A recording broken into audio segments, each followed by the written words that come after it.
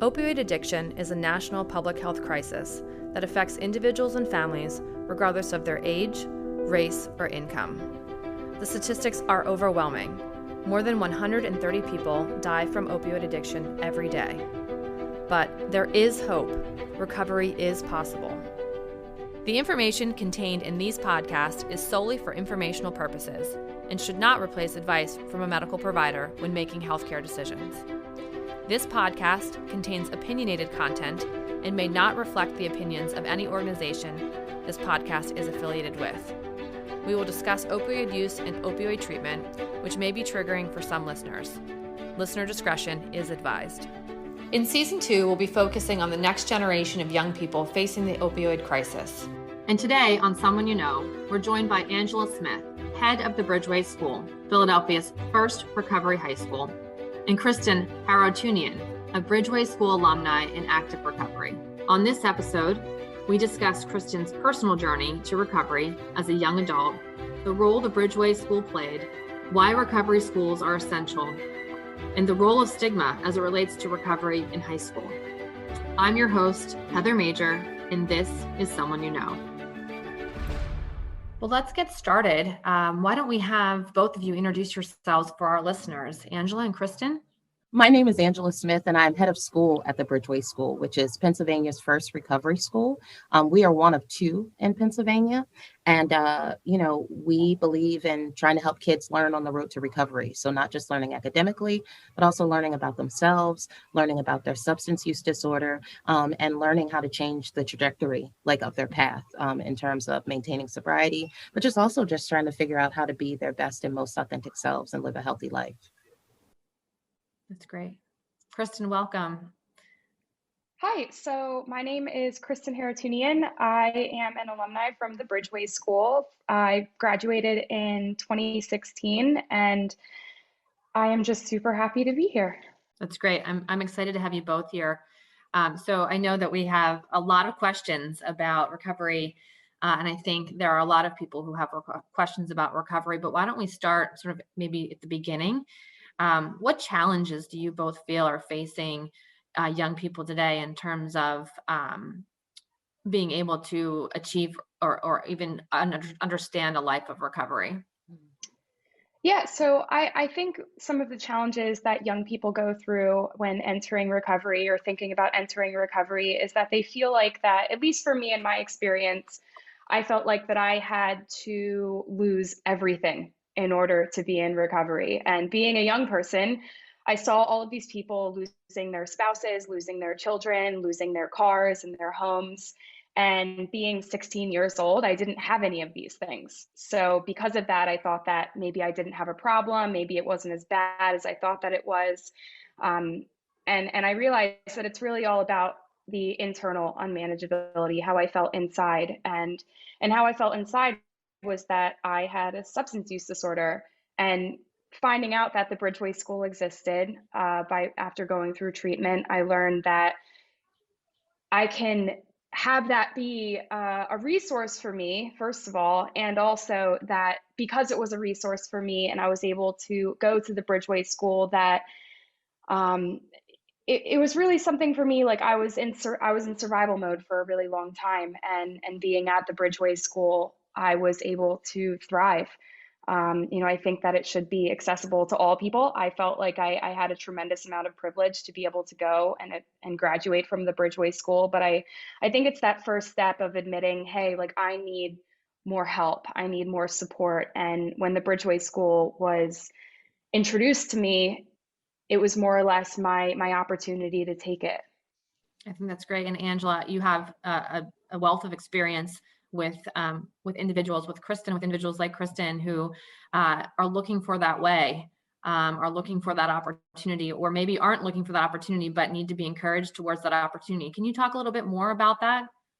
Sure, absolutely. A number of the students that we get they come to us at that point that Kristen's talking about, like, there's no denying it. The rubber has met the road, like their life is unmanageable. And for some students, that might mean failing out of school. It might mean being out of their family's home and being in placement. For some students, it could be, juvenile detention. A number of those things occur. And so we're getting students at a time in their lives where they're incredibly vulnerable just by the nature of the fact that they're adolescents, but then you add the substance abuse disorder to it. A number of these students, feel criminalized. They feel like they're misunderstood and not seen. And I think a lot of them feel a huge amount of fear and isolation by the point that they get to us as well. Either it's because they're coming from maybe families where there's some substance abuse disorder going on, and so these conversations aren't being had. They may feel differently about what's going on in their lives, but who can they talk to about it? Those conversations, I find, don't happen often in school settings. It's just kind of like, don't do it, but let's not talk about it. So that can be really difficult. And for a student who's struggling with substance abuse disorder, they're in classes sometimes with their dealer or people that they use with. So there's that pressure there.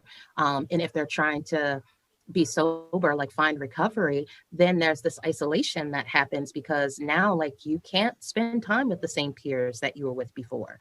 And since there aren't safe spaces for this dialogue, you don't even know the other people necessarily who are struggling with the same thing and who can, be a respite, people that you can develop a new group of friends and find fun, sober activities to do, just because it's not kind of being put out there in a very open way. Right.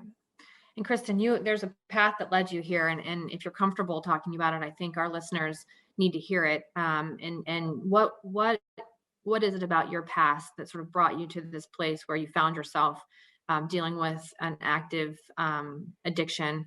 And then also, what about your path brought you to the Bridgeway School?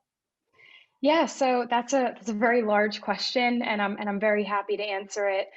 I grew up with substance use in my home. My mother was an alcoholic, and I found myself being the parentified child.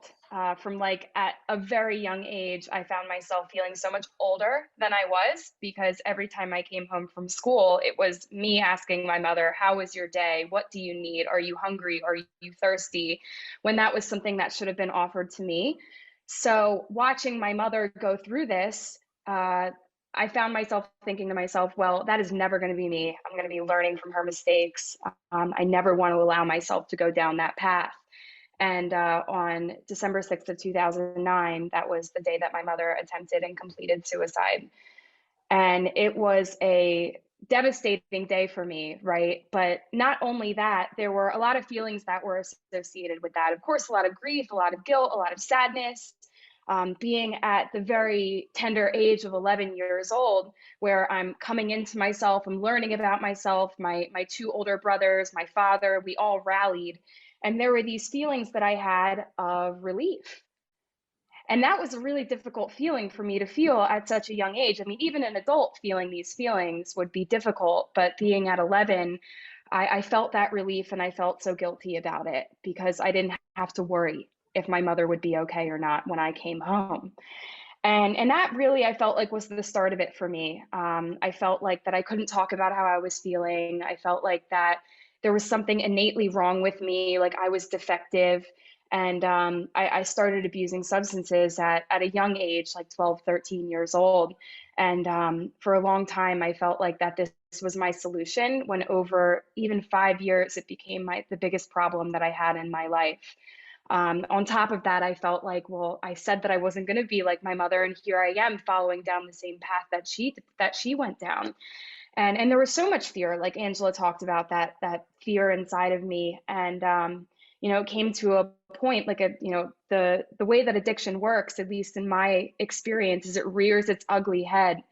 And instead of facing away and looking away, I had the supports in my life, thank goodness, like my father putting his hand out to me and saying, look, like, we need to help you. I want to help you. Let me be there for you.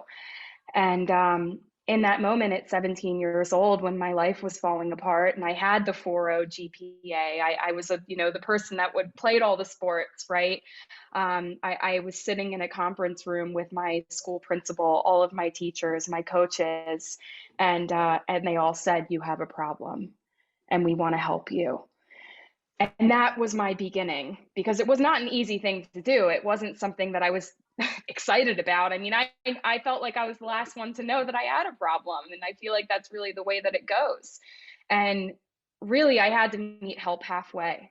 I had to make that effort. And it was terrifying, because I thought, well, I'm 17. I'm just getting my life started. I should be able to go the college dream and the college way. And I thought that included partying and making friends and having boyfriends. And I didn't imagine myself going to care and treatment center at 17 years old. And that was my path. And we drove up that hill together, and it was terrifying and scary, but it was also relieving. And that same sense of relief that I felt at 11 years old was transformed, because I could talk about whatever I needed to talk about in treatment. And I spent 6 months in a treatment center. I spent 6 months 3 months at Karen, a month in a psychiatric center, and 2 months up in Illinois at Timberline Knolls to deal with trauma and eating disorder and what have you.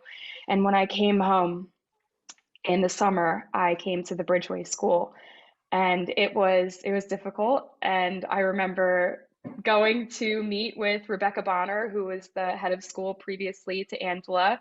And we sat in that office, and there was no AC, and I was angry and upset. And I sat there, and I knew it was the right thing to do, because they say if you coddle the addict, you're harming the addict. And I wanted to make a change, because I had 6 months of sobriety under my belt. It was the longest I had gone without using a substance.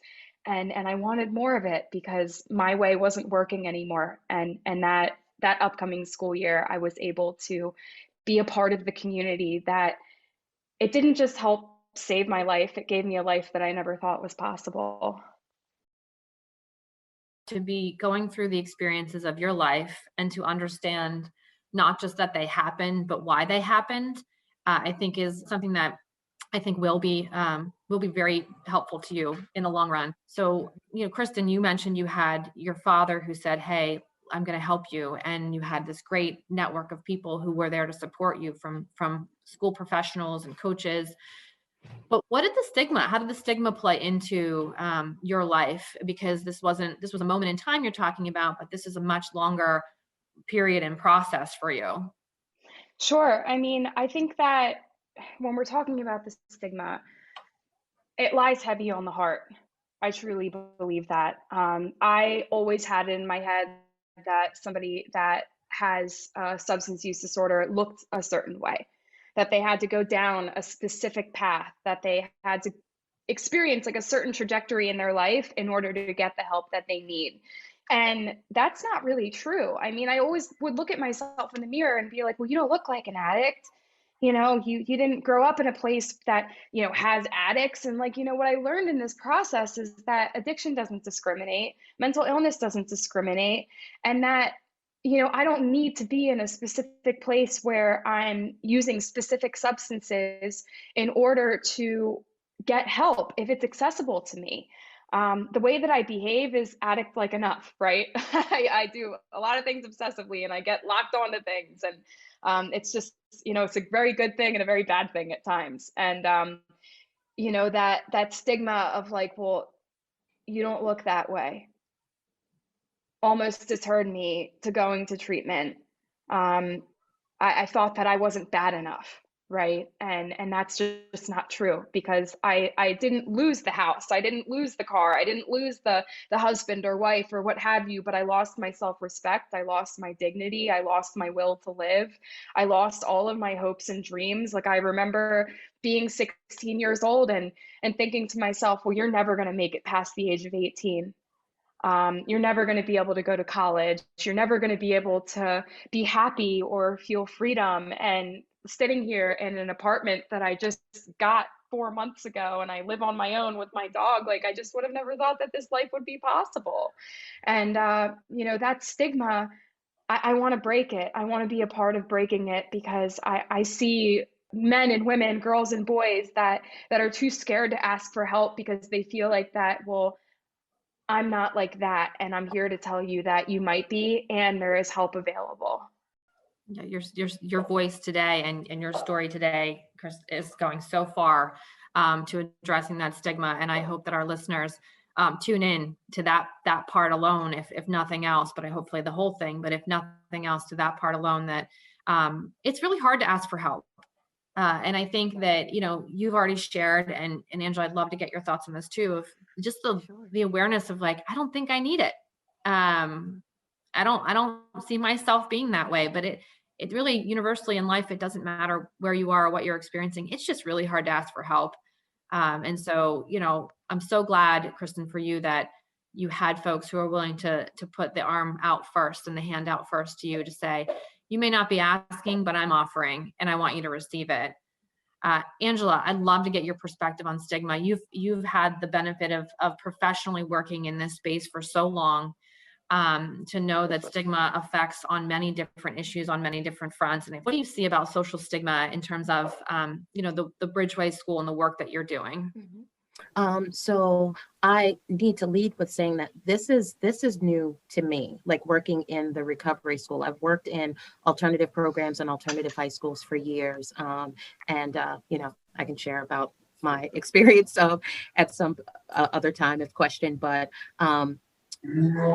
for myself, what I've noticed, and also just studies that I've seen, that stigma applies to so many areas of life. Like there are studies that show that like employers would rather hire someone with mental illness versus a substance use disorder. People have said that they would rather marry or be in relationship with someone who has a mental health disorder versus a substance abuse disorder. The crazy thing is that for a number of people, those two things go hand in hand, right? Not in every situation, but in a lot of situations they do. The kind of foundation of the stigma, if someone looks at mental illness, mental health issues, people are more likely to say, okay, this is a disease. This is something that someone has and they can't help it. So we're going to give them therapy if they need medication, whatever the thing may be to address it, because they believe it's something that they can't help. When people look at substance use disorder, especially with youth, it's, shrugged off as they're teenagers, they're being rebellious, they're misbehaving. This is their way of getting back at me, a parent might say, whatever the thing may be. And even with adults, it's they could stop if they wanted to. The first step in breaking down so much of this stigma is realizing that substance use disorder is in fact a disease. People that suffer from alcoholism, it is literally like an allergy to the body. You drink that first drink and all heck breaks loose, A person with a substance use disorder can't control that. They are basically powerless after that first drug or drink. It is just as significant, just as relative, just as important, and just as in need of management of care as someone with a mental health disorder. So well said. And between the two of you, I think you should be talking more to more people, and hopefully we can help amplify the voice. Can we talk a minute about the Bridgeway School and the resources and opportunities that exist at the Bridgeway School, and maybe what for folks who are listening in who maybe don't know, who are more familiar with public and private school structure, what makes Bridgeway so unique? Absolutely. I feel like Bridgeway, like Colby, which is the other school, and there are about 50 other recovery schools across the country. There's an organization called the Association of Recovery Schools where you could find that. But what a recovery high school offers is a change, and it's a much needed change for someone when they are in early recovery and trying to stay sober. People, places, and things, right? We learn that with like nouns in school, but like that applies to recovery. Changing the people that you hung out with is crucial. For some of our students, their peers at their high school, maybe people that they partied with and used with, they might be sitting in class next to their dealer, right? Places, avoiding different events that they've gone to. So offering some other type of structured events with like-minded, sober people trying to recover is helpful. Things, giving them an opportunity to learn still and learn in a different way now with their recovering brain. But, teaching them different skills. I was talking to someone one day about a TV show that I was watching, and I found myself getting, like upset because it reminded me of like when my uncle would come over and he would talk about the show or whatever, and he'd get really loud, like while he was drinking. And it was like the littlest thing or whatever, but I had that memory, right? About him getting loud about Sanford and Son or whatever, right? For someone in recovery, something as simple as a song or TV show could be triggering, depending on how it's connected.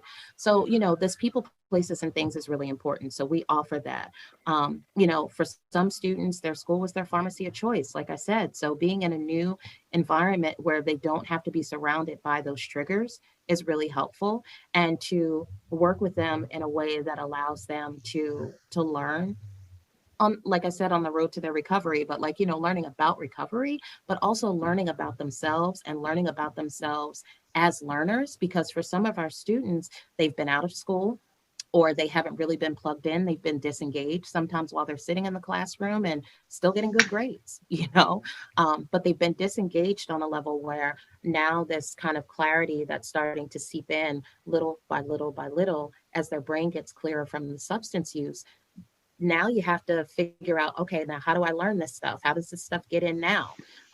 And that can be a struggle for some students, or some students they awaken from this and they're craving it because they're exceptional, and they just didn't know that capability was there. So, I feel like recovery schools, along with the educational piece, offering academic rigor, but also offering the recovery supports, is really crucial to a student.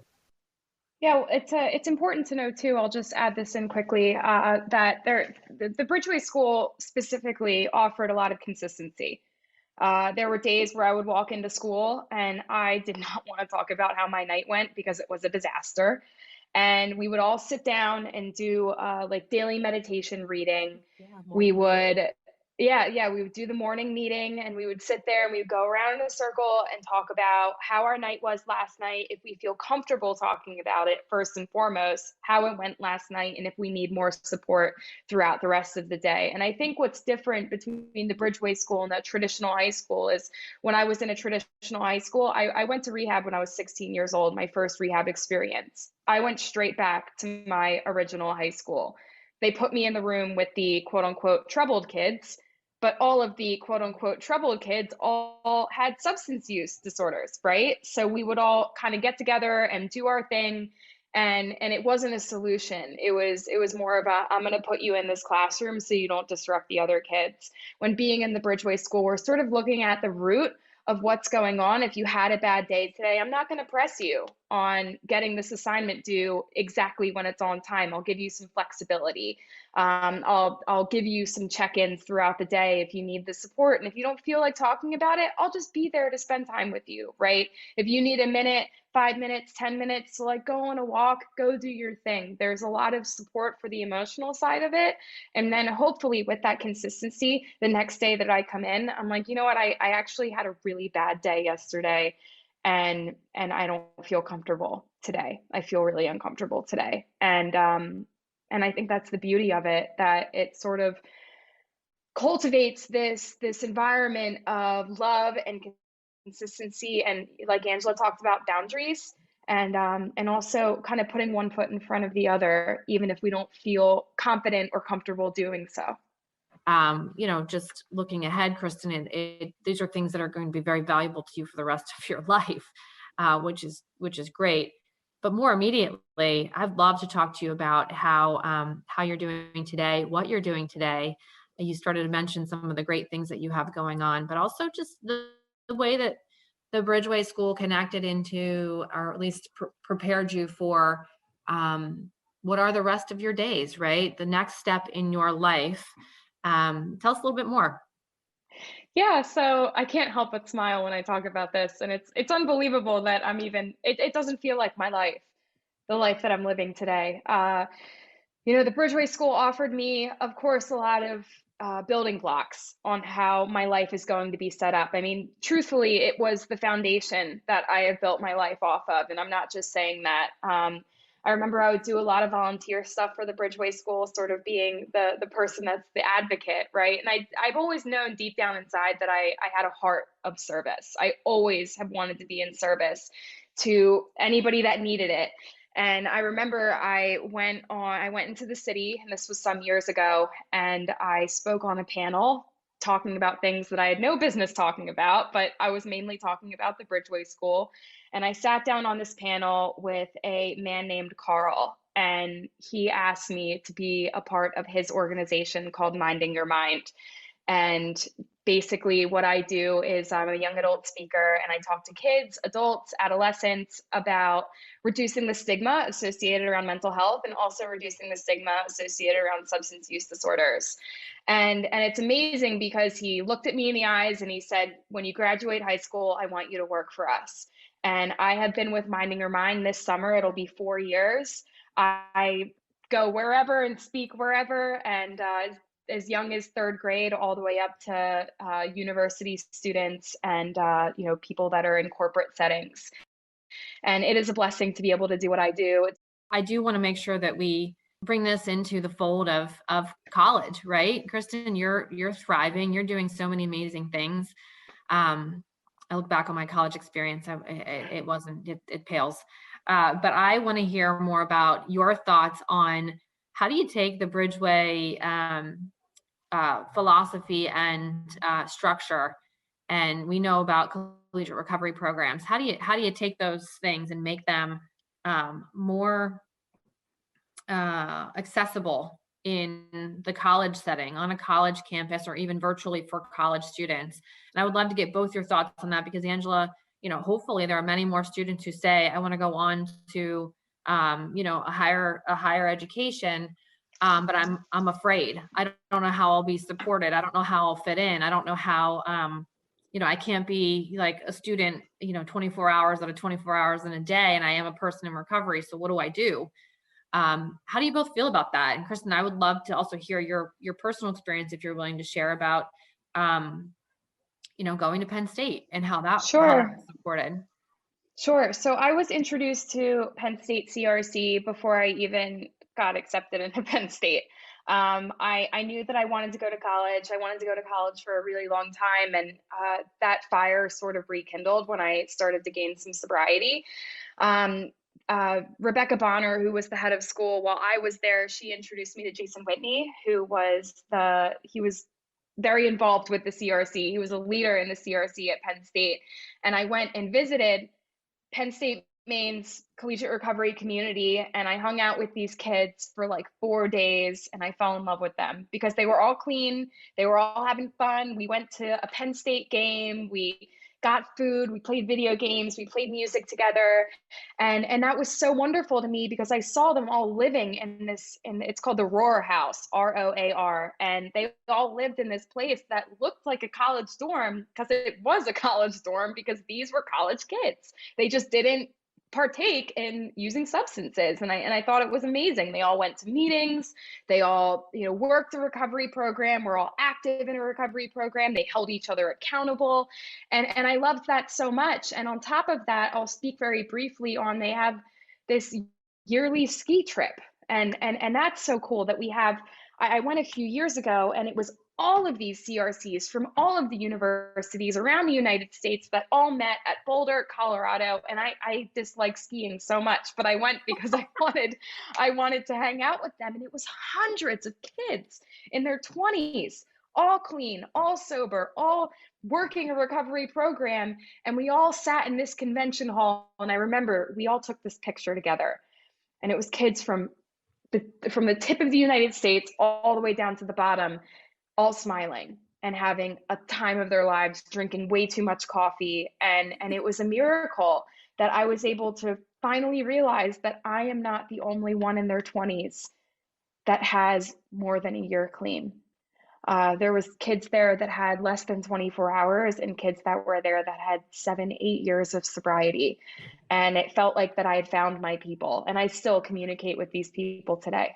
I mean, part of my background, I've been in the service of youth for 25 years now in one form or another.